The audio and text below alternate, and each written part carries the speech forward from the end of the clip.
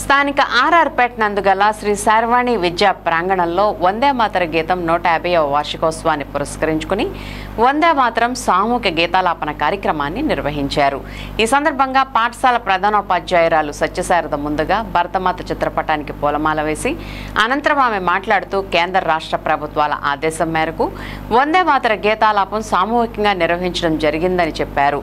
ఈ గీతాన్ని బంకిం చంద్ర చట్టోపాధ్యాయ 1875 నవంబర్ 7న బెంగాలీలో కవితగా రాసిన ఈ గేయం ఊరికే రాయలేదని స్వతంత్ర పోరాట స్ఫూర్తి గీతంగా ఉద్యమానికి మనోబలంగా అవమానాల వేదనలో పుట్టిన గేయం అని కొనియాడారు. ఈ గేయం స్వాతంత్ర ఉద్యమానికి ఊపిరి పోసిందని తెలిపారు.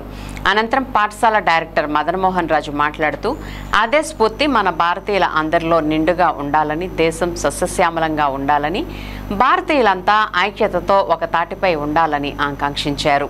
ఈ సందర్భంగా చిన్నారులు వివిధ స్వతంత్ర వీరుల వేషధారణలో విచ్చేసి ప్రత్యేక ఆకర్షణగా నిలిచారు.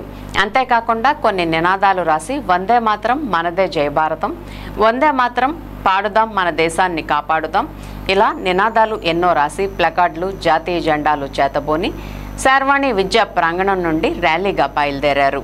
ఈ ర్యాలీ సంతోష్ నగర్, ఆర్ఆర్పేట, చేపలతూమ్ సెంటర్, 12 పంపుల సెంటర్, గాంధీ స్కూల్ మీదుగా ప్రజల్లో అవగాహన కలిగించి వారిలో చైతన్యం కలిగేలా తీసుకువెళ్లారు. ఈ కార్యక్రమం ఆద్యంతం ఆహుతుల్ని అలరించింది. ఈ కార్యక్రమంలో చిన్నారులతో పాటు వారి తల్లిదండ్రులు, ఉపాధ్యాయుని, ఉపాధ్యాయులు, ఉపాధ్యాయేతర సిబ్బంది పాల్గొన్నారు.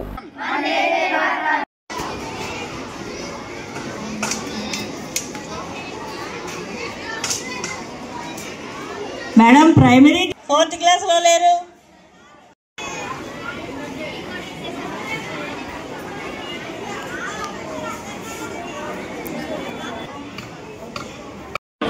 వందే మాతరం, వందే మాతరం మన జాతీయ గేయం. దీన్ని బంకిం చంద్ర చటర్జీ గారు రచించారు.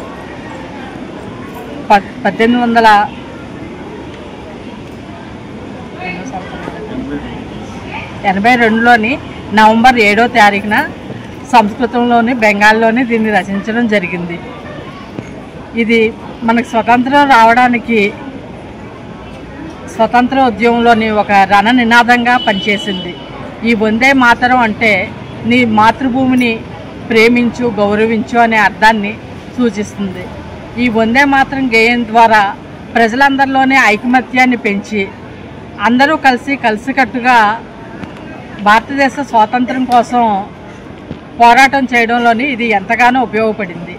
ఈ వందే మాతరానికి జనగణమన గేయంతో పాటు సమాన హోదా కల్పించింది. ఈ వందే మాతరం గేయంలోని మొత్తం మన దేశంలో ఉన్నటువంటి వివిధ సంస్కృతులు, భాషలు, ప్రజలందరినీ కూడా ఐకమత్యం చేసి అందరూ ఒకే తాటిపై నడవడానికి ఈ వందే మాతరం గేయం ఎంతగానో ఉపయోగపడింది. ఈ వందే మాతరం గేయం రచించబడి 150 సంవత్సరాలు అయిన సందర్భంగా మన భారత ప్రభుత్వం వారు, మన ప్రధానమంత్రి అయినటువంటి నరేంద్ర మోదీ గారు అందరూ కూడా పాఠశాలలోని అన్ని సంస్థల్లో కూడా 10 గంటలకి అందరూ ముక్తగండంతో గీతాలాపన చేయాలని ప్రభుత్వం వారు ఆదేశించారు.